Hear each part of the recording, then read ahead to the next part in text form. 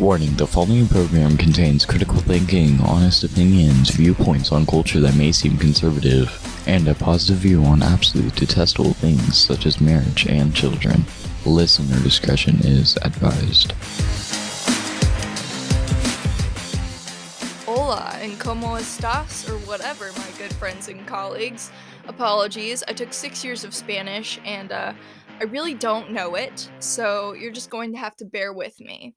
But I've got my French vanilla chai tea here with me today, and in a typical homeschool Christian fashion, my oil diffuser is currently diffusing some peppermint oil to get me in a productive mind space or whatever, so we'll see how this goes. But welcome to the last episode of Subtle Rampage before we move into the next month of February, my least favorite month.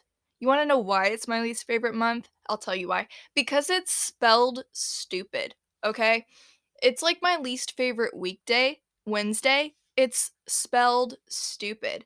I just think that, language naturally evolves, okay, right? Like we used to have Old English. Now we don't use Old English. We use the English that we have now. Like, because so many words that we use now were said differently back in the time of Old English.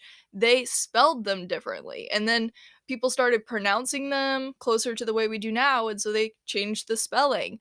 And I'm like, can we please, for the love of everything, just change the spelling on February and Wednesday? Because the spelling of those two words, like, infuriates me on, like, a daily basis. Anyways, as the extreme disappointment of a college dropout that I am, I want to take this episode today and kind of talk through some of the issues that I see with higher education endeavors. I just want to go through some of the perceived benefits of a college education and how those benefits seem to realistically be playing out in the sphere of academia. And as a result, you'll also get to hear some of my criticisms of these so called benefits. If you ask most of the people who seem to write or speak on the topic of a liberal arts education, or if you ask a professor, or if you even just skim through most college course syllabi, you'll hear and see a lot of things along the lines of a liberal arts education causes students to be more socially and culturally aware. It helps students to learn to think critically and learn how to problem solve, and it ultimately teaches them to think more broadly and analytically in order to associate different ideas and connect them throughout a variety of works and fields of subject matter. People will make different pitches as to why or how these things translate into life after college, but my question when diving into all of this stuff is, in the long run, okay, do any of these things in the way that they are actually taught, do any of these things really need to be filtered into life after college? Do we want these things in the way that they are actually packaged by universities to be a part of our lives? My thought process on this kind of stuff is like the idea that you can send a child to public school their entire adolescence without them taking on the views that are taught in public schools. I mean, okay, if I was a secular parent or an atheist parent, there's no way I'm sending my kids to a Christian school, right? Because why? Because it wouldn't line up with the belief system that I'm teaching at home. It wouldn't line up with what I believe. It wouldn't line up with what I want my kid to believe. So why on earth would I send them somewhere, okay, 5 days a week, 8 hours a day for the entire school year to learn from that differing perspective? I don't know. It just doesn't make sense. A gay couple probably wouldn't send their kids to a Catholic school. I mean, unless they're somehow Catholic, whatever. But, if you're a gay secular couple, why on earth would you send your child to a Catholic school? You don't want your kid to constantly be under attack for their views and lifestyle or your views and lifestyle as a parent. And you don't want your kid to go off to school and spend so much time in school learning from this certain perspective. And then they take on opposing viewpoints and come home and kind of attack your views and lifestyle because kids are easily impressionable. They're easily influenced. So, if they hear a certain idea enough, if they hear a certain phrase enough, they're going to repeat it or they're going to take on that mindset. So, I do find it interesting when Christian parents send their kids into the secular school system and then are surprised when their kids get older and move out of the house and leave the faith. Or when their kids come home from school and have a viewpoint that's opposing Christianity. I'm like, okay, well, it's what they're around for a good chunk of their life during a time in their life at which they're the most impressionable, you know? Proverbs 22:6, okay? Train a child up in the way he should go, and when he is old, he will not depart from it. It just makes sense, okay? It doesn't mean that there's not exceptions to the rule because there's practically always exceptions to the rule. But do you want to rely on your kid being the exception to the rule?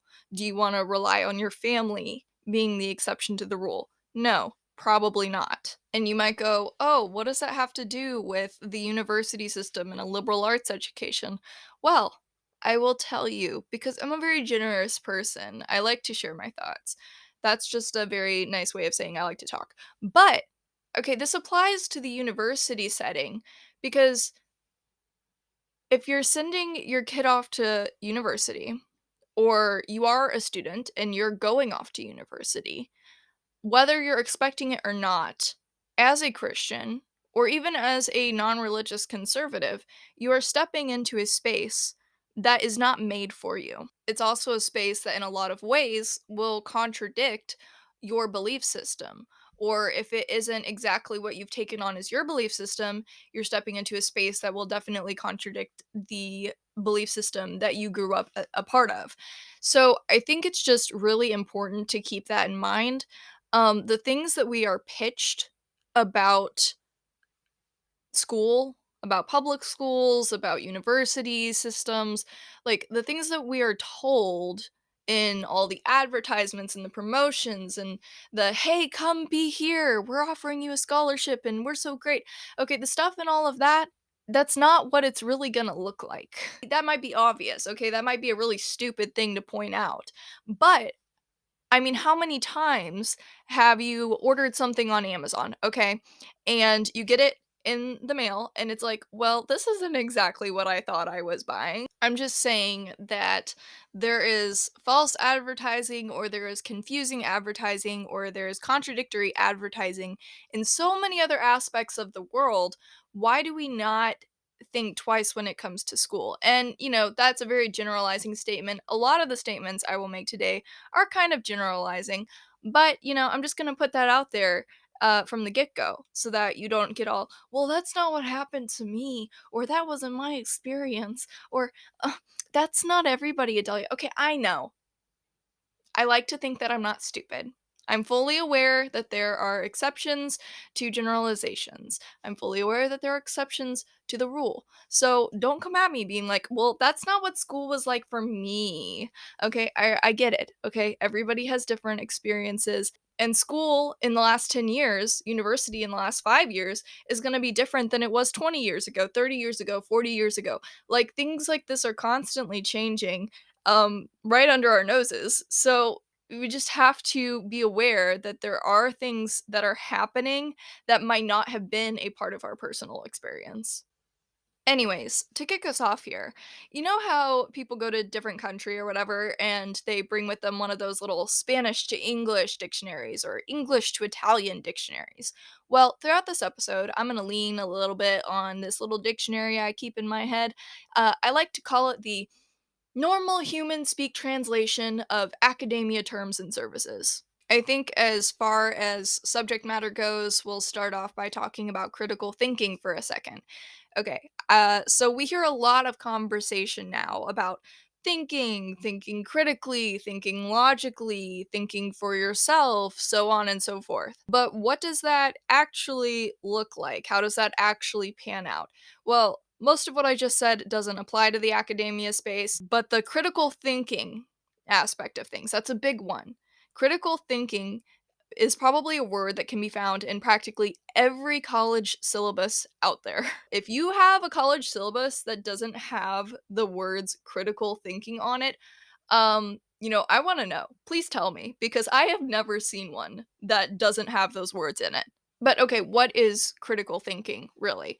So, critical thinking is like the objective analysis of an issue and then coming up with a solution or a judgment call or like just a result, pretty much, okay, from that objective analysis of whatever it is you're looking at or thinking critically about. One of the biggest issues that I think kind of revolves around the whole critical thinking thing in academia and colleges and universities is courses are said to encourage critical thinking.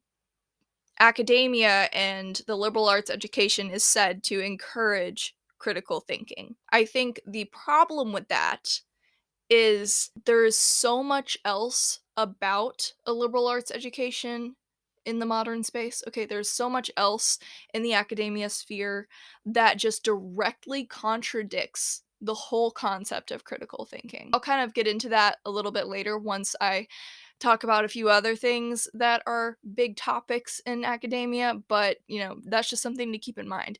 Critical thinking is constantly pitched as this big benefit of the educational experience, okay? You're going to be able to think critically, okay? And it's like, okay, well, what does thinking critically mean? Why do I need to do it? And will you actually be teaching me to think critically? No? Okay, great. Another big concept that colleges like to talk about and pitch as a benefit of a liberal arts education is social responsibility. Now, wherever academia says social responsibility, normal humans, okay, normal human speak translation here, would say social justice or social advocacy. And this might be completely obvious to you, uh, that isn't why I'm mentioning the difference. I think in general, but especially as Christians, there is in fact a difference between social responsibilities regarding family, community, presentation, conduct, etc., and types of social justice action that fall under academia's definition of what social responsibility looks like. It's like if you've ever heard a person on the left of the political aisle say something along the lines of, "Well, as long as you're a good person, then I'll like you." But in truth, their definition of a good person might not include somebody with your political beliefs or your religious beliefs. And that's pretty much where social responsibility and some of the other things that we'll cover end up falling in the realm of academia. It's very much here's this set of values and beliefs that you need to subscribe to. And if you don't, you're not a good person. If you don't, you're not upholding your social responsibility. If you don't, I won't like you. I guarantee you that if you view your social responsibility as a Christian as one that involves opposing abortion and supporting the right to life, for example, most universities and academic spaces would view that action to be in direct opposition with what they would define as your social responsibility. I mean, you might send your kid off to a school thinking, oh, social responsibility. They'll do community service and learn about how they can best help others and serve their community and use their free time for the good of others. When in reality, your definition, my definition of helping others or benefiting communities is in most cases entirely or at least partially different than what is actually meant when universities and the academic space use this term. Even though, as a sane person, diversity and inclusion means something along the lines of there is or that there is encouraged and welcomed an array of backgrounds and religions and skin colors and belief systems and life experiences, the whole package. I mean, it does sound nice. It does sound like a good thing and a good environment, and it sounds like an environment that encourages discussion and understanding of others. So it sounds like so fine on the surface if you're a normal, sane person. However, my handy dandy like translation, okay, says that the academia to normal human speak translation of diversity and inclusion means something more along the lines of we need people of different skin colors to meet our quotas. We need people of different income levels to meet our quotas. And we need non practicing religious people who still identify as their religion so that we can say we're, open to everybody's religious viewpoints. But if you actually practice your religion and your religion differs from what we believe, and your religion differs from the ideologies that we pitch, no bueno. Because over here in academia, we really just want people to believe everything that we tell them without question. And we want people to compromise on their beliefs to fit into how we want them to think.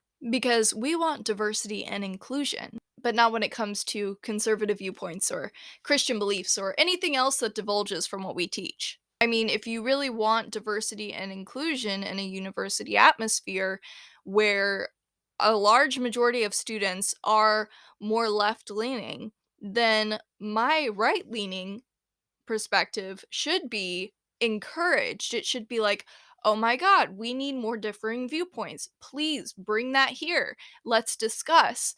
Instead, you bring a right leaning viewpoint to a left leaning college campus, and it feels very much like you say a single word out of line, and you're going to have like a bunch of students coming at you like vultures, and you're going to have a professor breathing down your neck. It's just not great. It's not a great feeling.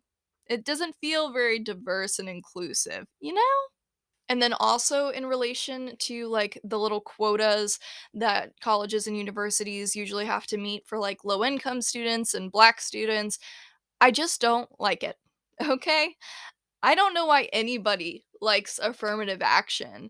It makes absolutely zero sense. It sucks to question whether or not you got something based off your merit and skills and abilities, or if it was something that was given to you because you fall into a disadvantaged category.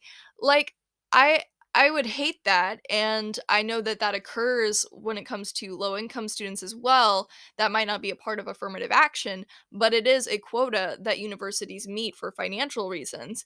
And it's kind of insane. It's like, why can't students just get into a school and know that they got there based off of their own merit? They could be like, done all the extracurriculars, they were such a good student in high school, they did this and that and this and that, and they are bringing everything to the table.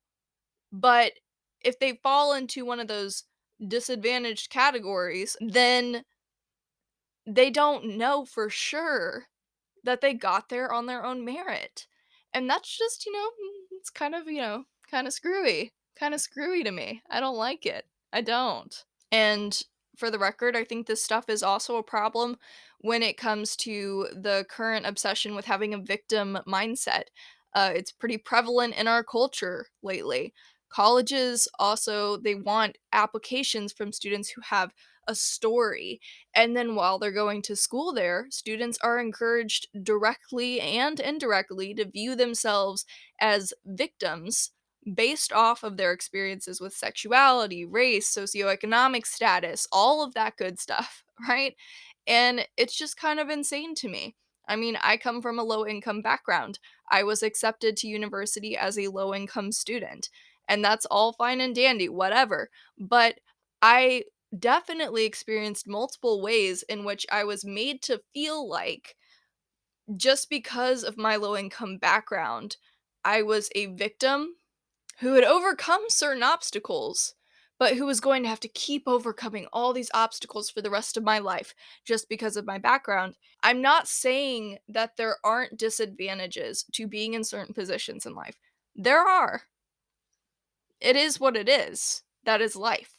But to be in an environment where people are encouraging you to see yourself as the victim in the scenario, or even to see yourself as the hero in your scenario, is just kind of ridiculous. It's like, okay, so which is it?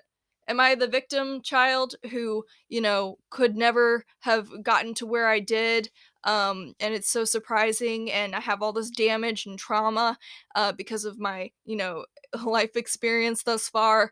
Or is it the hero concept where it's like, well, you are the first generation college student and you came from a low income background and if there's a race card to add on to and you're black or you're Latino or whatever and you've had to overcome so many obstacles and look at you now. You're going to school. This is just wonderful. You're going to be in such a better position than your family members and it's like, okay. I don't think either mindset is healthy. And as also a kind of segue into the next thing I want to talk about, I don't see how encouraging either a victim mindset or a hero mindset, you know, really prepares anybody for future endeavors in life. I don't think either one of those perspectives of yourself or views of yourself really helps you achieve anything that you actually need to achieve in life. And that brings me to one of my biggest issues with the emphasis on getting a liberal arts education, of getting a degree. It's a common talking point that an education prepares you for the real world, that university is meant to prepare you for the real world. Okay, well, here's my dissenting opinion, all right? It doesn't. It doesn't prepare you for the real world. Regardless of stricter colleges that have a ton of rules and will call your mommy if her adult child isn't locked in the dorms by 11 p.m. And the difference between that and the colleges that don't have as many rules, either way, college and a college education, I don't feel like it prepares people for the real world. Okay. Also, what even is the real world? I've always found that phrase to be void of any real meaning because yeah, I get the point. Once you're an adult and you're out on your own, there's a lot of things that you'll deal with in life that you've never had to before, but I'm sorry, are all 16-year-olds living in a fake world? As a baby living in a fake world only inserted into the real world when you as a parent interact with them? Obviously not. We all live in the real world, and we need to stop discounting life experiences just because they happened before somebody paid their first water bill. That's all I'll say on that.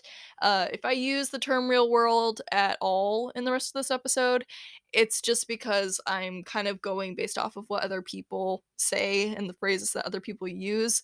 I really dislike the term. But my point is that getting a college education, unless you go the accelerated route, okay, there's obviously always exceptions, but a college education puts a 4 year, if not longer, pause on people's lives. And more often than not, during that time, they aren't able to simultaneously move forward with any other aspects of their lives besides education and maybe personal relationships. Everything else, finding their place in the workforce or figuring out what they truly should be doing with their lives or getting married and buying some land or anything else that they could be doing in order to be deemed a part of the real world, okay, with all the other adults, it all gets postponed until further notice of graduation date, right? Then we as a society get upset that all these young adults are still living at home or aren't financially stable or don't actually have a job in their field. It's not like schools freaking help them do any of that. I've heard a lot of conversations around this type of stuff from conversations with state representatives that I've had and with grandparents and with other people's family members and whatever, okay? I've had countless conversations that have gone the route of somebody from a older generation perspective being like, "Well, when I was in college, I got multiple degrees, and I worked full time at the same time as going to school full time, and I got straight A's and graduated summa cum laude. And you're just like." These kids are just, wimps, okay? Whining about mental health and stress and anxiety. My response to that usually is something along the lines of every person is different. Every person has different capabilities. Everybody has different thresholds for stress and what they can handle on any given day. Everybody has different past experiences that factor into why they can handle what they can handle and why they might react certain ways. I just think it's kind of insane to be like, well, because I did this thing that's kind of a lot, I don't understand why everybody can't do this thing. That's kind of a lot. It just doesn't make much sense to me. It really doesn't. I mean, you can chalk some of the like modern student sentiments up to like laziness or wimpiness or whatever you want to chalk it up to. But honestly, I think it comes down to a few pretty simple things, okay? People are different, people are unique, not everybody is the same. And then also, times change things. The university system that somebody experienced 60 years ago, or 30 years ago, or 10 years ago is not the same as the university system that people are experiencing now. Just like how movies that people experienced 10 years ago, 20 years ago, 30 years ago, so on and so forth, are not the same as the movies that we experience now in 2023. The same goes for music, the same goes for all sorts of cultural aspects. Okay, just like we can look at the family unit. Okay, how has the typical family unit across the United States changed from the 90s to now, from the 60s to the 90s? Okay, like things change. A big one here, okay, technology. Until like my parents' generation, like they were like the first generation of parents to have to figure out how to parent devices, how to parent kids having cell phones, how to parent um the stupid freaking iPads, okay? Like no parents before that really had to figure out how to protect their children from these things that are constantly in our hands that have access to so much freaking stuff. And not only how to protect your kids from it, but also how to monitor how much time they're spending on it and to make sure that they're not getting too lost in the things that most adults have a hard time with self control and getting lost in an online world. Okay, kids definitely don't have that type of self control. I think that these are just a few examples of things that definitely have changed over time. And when those things change over time, people's experiences with those elements change. That's just how it works. Even if one aspect of life, okay, say the university system that we have today is exactly the same as the university system that people had 20 years ago. Say it's exactly the same. Word for word, aspect for aspect, course for course, whatever, okay? It's all the same. Everything else in people's lives changed with the times. It still makes the experience different, right? I don't know. That's just my opinion on it, okay? If you haven't personally experienced being another person, then maybe cut the condescending tone back a little bit. I say that, but I'm guilty. But usually I'm right to be condescending. I don't do it when I think people are smart. But being a full-time student, at least one that takes their educational career extremely seriously, is a full-time job. It consumes practically every aspect of these young people's lives. It's stressful, it's expensive. For those whose parents aren't paying for school, okay, these students are typically having to work a job at the same time as going to school. All their money is going towards tuition. Or if they did get a full ride, okay, that usually comes with a whole slew of other time consuming commitments. Don't even get me started on student athletes. That's a lot. That's a lot. I completely understand why some of them never show up to class. I probably wouldn't because I'm not the most like athletic person. I'm not the most like physically active person. So one of those workouts would knock me out, would probably kill me honestly. And if you're a student athlete and you still get good grades, I applaud you. I really do. Anyways, my point is that in most cases, these students don't even have time to think about anything else that would be beneficial to their future, at least not in any sort of in depth manner. And you might say, Adelia, you said school doesn't help people with any of this stuff. What about getting jobs? Doesn't having a degree help you get a job? Well, no, okay, speaking generally, I don't think that going to college helps you get a job outside of the fact that you can tell future employers that you have a degree. Practically every school will in some way pitch their career services as if these people will help you do anything or provide you with any resources outside of maybe saying, "Hey, I can help you compile a resume or write a cover letter," or something basic that most of us living in 2023 can do quite easily on our own because we know how to use Microsoft Office. Like it's I'm like, "Sir, I appreciate your help so much, but I sat down with career services once to put together a resume for applying to internships a few years ago, and the resume that I made myself in high school looked a lot better, much more professional, much less archaic. So that's all I'm going to say on that. But maybe the school that you went to personally invested time and resources into helping you secure a job after graduation. Maybe there was a particular faculty member who really took you under their wing and was like, "Listen, this is what we're going to do and it's going to be great." But what I'm saying is that there are a ton of students that don't receive that part of the university pitch and end up working a crap job after they graduate. I mean, it just is what it is. You don't, in a lot of situations, hear college students in their senior year going, "Yeah, my college has totally set me up for success and they've been working with me this whole time and showing me the ropes on how to find a job in my field and it's really going well and I'm optimistic about my future after college." Most of the time you hear seniors in university, okay, going, "Well, everybody in my field is like working at Publix right now because they can't find a job in our field of study." So that makes me nervous.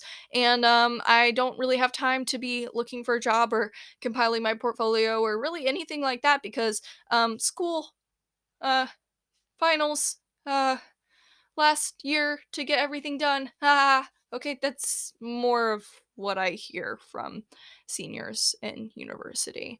Some people might make the point that the responsibility of finding work and becoming financially stable and all of that stuff does rest on each person to do for themselves. They have to figure it out and they shouldn't expect to be coddled and coached through these aspects of life.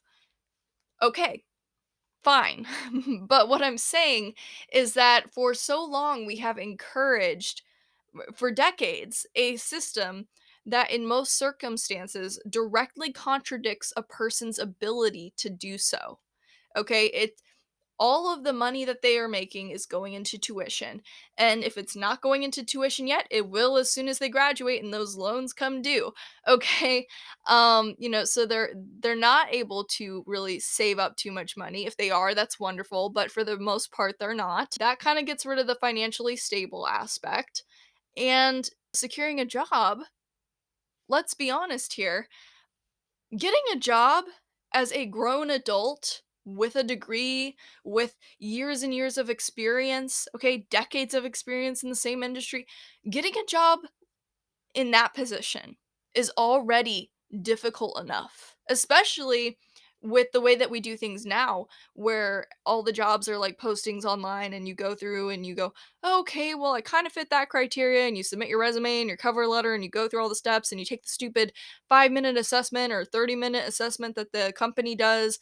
And then either they write you off after you take that assessment. Um, or your application goes through and for all you know they never look at it. Okay, and you do that with what, 30, 40 jobs, okay, and you still don't hear anything back? Grown adults experience that. You think it's gonna be any easier for brand new, straight out of school kids? Really? And I know it might seem like I'm looking at this in a strictly black and white type of manner, but I know I'm generalizing, okay? I know there are plenty of individuals who are extremely driven and motivated and savvy and get all of this stuff worked out just fine on their own. I understand that. But at the same time, I would say to you, okay, why don't you own your own business? Why haven't you acted on that one super unique product idea that you had when you were tripping on acid for your 23rd birthday? Why haven't you taken advantage of your entrepreneurial mind? I can't even say the freaking word. Okay, entrepreneurial. Oh, you don't have an entrepreneurial mind? See, I still can't say it, whatever. This is my point, okay? Somebody else does, okay? You might not have your own business, but somebody else does. You might have zero motivation and energy and time to put into like a specific product idea or whatever, but somebody else does. We're not all the same person, okay? We can't all possibly think the same way and have the same way of doing things and accomplish the same things, okay? It's just not possible. We're not all built the same. We all experience life differently. Just because you did something or wanted to do something or were able to do something doesn't mean that somebody else can.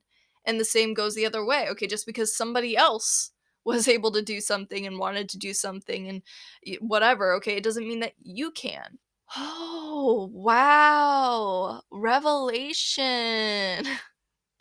But it's almost like for all of humanity, okay, we keep coming up with new structures that don't take into account people's strengths and their weaknesses, and don't take into account how we can best foster people's personalities and what comes naturally to them, what they're naturally capable of, to help them find where they fit in life. But now I've gone on that whole tangent, okay? Let's talk about where these types of tangents go a little too far. So, when I was in school, I majored in government and English, specifically English creative writing. Okay. Two majors that are chock full of left leaning ideologies. The funny thing is, though, okay, if you listen to one of my first podcast episodes, I did it on the topic of gay subtext. And there's like a bajillion different literary theories, a good chunk of which, okay, just stem from worldview ideologies. Like the theory of deconstruction stems from structuralism. Okay, the whole concept of queer theory is attached to gender theory in the ways that we see it in the rest of our lives. We've got feminist criticism, Marxist criticism, psychoanalytic criticism based on Freudian theory, and the list goes on. Even if you don't subscribe to a lot of these theories or ideologies, they're still shoved down your throat every 5 seconds, especially in specific fields of study. I think it's one thing to learn about these perspectives, ideologies, theories, whatever you want to call them, so that you can recognize them in other people's work and you can know the difference and you can kind of be more aware of these things. It's one thing to learn about them, it's a whole other thing to have professors teaching through these perspectives or universities operating with these ideologies in place. If you're not careful, this was something that came up in conversation when I dropped out of university in the fall. I was talking to the dean because the reason that I left the school I was at was a bit more centered on the faith aspect of their school.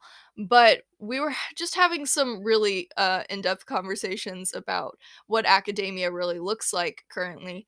And we were talking about this whole concept of, if you're not careful and you start operating in your thought processes with this whole modernity thing of searching for like this societal utopia, okay, if you start thinking through these thought processes, it kind of makes you lose your grip on reality a little bit. Okay, you go a little bit cuckoo because these theories are largely focused on some unrealistic achievement of a societal utopia. There is no reality in which we achieve most of the things that these theories and ideologies look to achieve. There's no world in which we get rid of racism. There's no world in which a man is a woman and a woman is a man. There's no world in which we get rid of rape. Okay, there's no world in which we can actually break down all the structures in society and build them up from scratch. There's no world in which we reach a societal utopia. There's not. But all of these systems of thinking, all of these theories and all of these ideologies, they're all reaching for some sort of societal utopia. And most of them, the way to get to that societal utopia is to tear everything down, to burn it all down and start from scratch. And it's like, that's just not going to happen. It's not realistic. And this is where our friend critical thinking comes back into play, because as much as schools pitch critical thinking, they really don't want that. They want you to think through the lens of one of these many ideologies and theories that they teach students through. They wouldn't be teaching through a certain lens if they wanted you to learn to think through a different one, if that makes sense. You know, if they wanted you to learn how to think critically, they wouldn't be teaching you to think through the lens of feminist criticism, okay? Or Marxist criticism or any of that stuff, okay? If they wanted you to learn how to think critically, they wouldn't be teaching through these perspectives that are not critical thinking. And here's another Bible verse for you, okay? This is one of my new favorite verses, at least for the time being, Colossians 2:8. Okay, and yes, I did write it down because, um, you know, I'm not a pristine Christian as far as Bible memorization goes, but it's fine. It's fine, okay? But Colossians 2:8 says, beware lest anyone cheat you through philosophy and empty deceit, according to the tradition of men, according to the basic principles of the world, and not according to Christ. Like, like, don't be cheated through philosophy and empty deceit and things that go along with the tradition of men and basic principles of the world, okay? You have to involve Christ. It's one thing to use the faculties of reason that God gave us to think through what we read and what we hear and what we see and try to find some solutions for societal problems, okay? If we remember that God is a major part of the discussion, if we leave him out of it, we're opening ourselves up to deception, okay? That can creep in if we think about these things from a worldly perspective. It's like how there are so many people who call themselves spiritual, okay? Who knowingly or not are really just searching for answers that they won't be able to find until they find God. It's kind of the same thing, okay? In philosophy and all these theories and ideologies and contemplations of the human condition, okay, you're looking for answers in all of that. And if you're looking for answers without God, you're not going to find them. But if you factor God into the equation, then maybe you will find at least a little glint of an answer, okay? I don't know, I can't promise that. But I'm just saying, nothing good is gonna come out of leaving him out of the conversation. I did originally want to spend a little bit of time in this episode discussing what it means to be an educated person, but I talk a lot. So this episode's already going to be pretty long. So I might just do an entirely separate episode centered around what it means to be an educated person. I might do that because I could probably swing that. Anyways, I'll just wrap things up here. Okay. So David McCullough has a talk on the Wright brothers. It's on YouTube. You can look it up if you want to watch it. But he discusses how the Wright brothers never finished high school because they had what they were interested in and they wanted to focus on that. Now we have freaking airplanes because the Wright brothers had what they were interested in and decided to focus on that.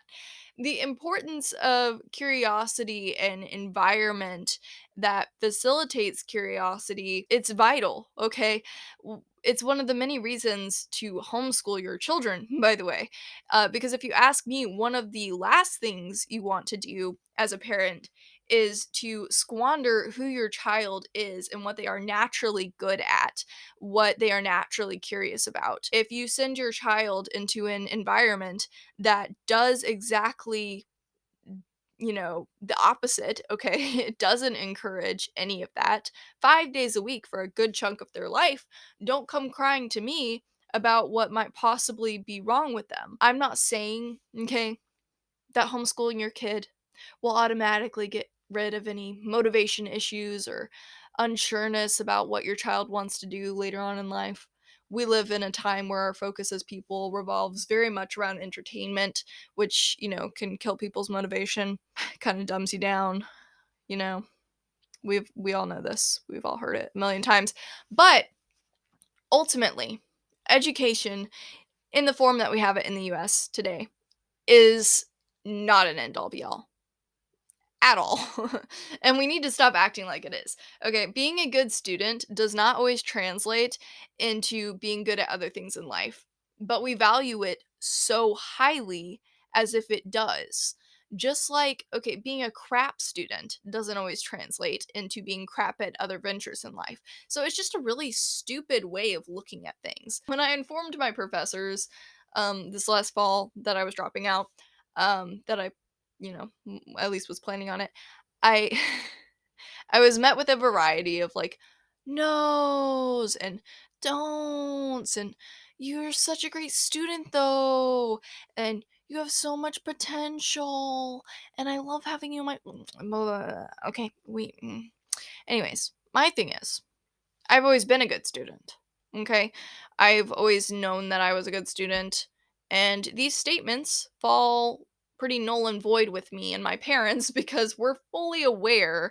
And I have been hearing this stuff for years now. None of the responses I got asked me why I was dropping out. Neither did they stop to think that maybe it had everything to do with what I was being taught and how I was being taught and why I was being taught those things in that specific way. I guess I just think that it's really important to um quit looking at people as though we should all be taking the same route in life because we don't need to all take the same route in life. We don't. We don't all need to go to school, but we don't all need to not go to school. Okay? It'd be kind of terrible if our medical professionals never went anywhere to learn anything. That would be pretty gnarly. We might revert back to some pretty disturbing practices, as they figured out how to even do anything. So, in some aspects, the existence of education is great. Okay, it's a good thing. But the other influences that have kind of infiltrated into the academic sphere, okay, not so good. We need to be encouraging people's identity and who God made them to be. Okay, we need to quit looking at things like, school is the most important thing, education is the most important thing. If you're a kid that runs around screaming all the time and can't sit still, okay, you need to shut up and sit down. Like, we need to quit boxing people up, okay, and we need to take a step back and we need to be like, okay, here's the deal. I don't know what you're gonna do in life, but God knows, and God made you. And, that good book over there, okay? That good book tells you that your identity should be in Christ, tells you that you should fear God. And like I've said before in another one of my podcasts, I don't think fearing God necessarily means being deathly afraid, okay? I think it is good to fear in the sense of respect, okay? Because God is God and He created us. But at the same time, I think that God is giving us this thing. He's saying, fear me so you don't have to fear anything else. And in the same way, He gives us an identity in Him so that we don't have to go searching for it elsewhere. We don't have to go searching for it in our gender identity or our race identity or our, educational career or our workforce career or whatever it is in life, okay? We don't have to go looking for our identity anywhere else but in the identity that God has given us. And if we just base everything off of that, and we're secure in that and we're confident in that, then other things are going to seem less end of the world. Okay? If I based my entire identity in, how good of a student I was and, how great my academic experience is going to be, that would not be good. I would be nobody because if my identity was all wrapped up in that, oh boy, would we have a problem. I hope the point is getting across. that, one, we need to quit putting so much importance on a liberal arts education and on getting a degree. And then two, for those who get degrees and for those who don't get degrees, we need to start encouraging the things that come naturally to people. We need to see things like, oh, that kid talks a lot. Maybe they're good with words, or maybe with encouragement and with some, I don't know, practice, okay? They'll be good with words. Oh, that kid is constantly making up songs about how he's making a peanut butter sandwich and then how he's gonna, like, punch his sister in the face. Maybe he thinks musically. Maybe we should throw a piano in front of him, see what he does. Like, it doesn't mean that you're always going to be completely accurate with what you're guessing, okay? Because, it's not like kids really know what they're really going to do with their future. But I'm just saying, if you see something in somebody, you need to encourage it. Just like if somebody's in college, okay, and they're getting to that point where they're going to be graduating and they're going to be um trying to find work in their field, the universities are not going to step in, okay, and help students find different ways to get work, okay? They're not going to help students think outside of the box about how they might start their own business or how they might move across the country or how they might try this first or this approach or whatever. They're not helping with any of that. So if you have a college student that's in your life who is, slowly or not so slowly propelling towards graduation date, and you have the time or the resources to maybe network, okay, and help them meet people in their field, because that always opens up like at least a couple doors, okay, at least a couple conversations. If you have the ability to help somebody else find their space in life, whether it's your child or your friend or your parent, okay? Because sometimes life's a roller coaster. Sometimes things don't happen till you're older. I'm just saying we need to start helping people find what is going to work for them, and that doesn't always involve the stereotypical route. Anyways, now that you've watched me slouch for the last like hour, if you're watching the YouTube video, I hope some of that made sense. I hope I made some sort of decent amount of points. I don't know. Just depends on how much you've thought about the subject, I guess. But that's all for this episode. If you're watching on YouTube, make sure to hit that like button and subscribe if you haven't already. I'm so cute. Look at my smile. Don't you want to watch me more? Yeah, okay, that's what I thought. Anyways, new episodes of Subtle Rampage drop every Wednesday morning on Spotify, YouTube, and Apple Podcasts. So make sure to keep up with that. And I'm going to go pop me some theoretical popcorn and dive into all the, petty drama that went on in conservative media spaces over the last week or so. And you'll hear from me again next week. See ya.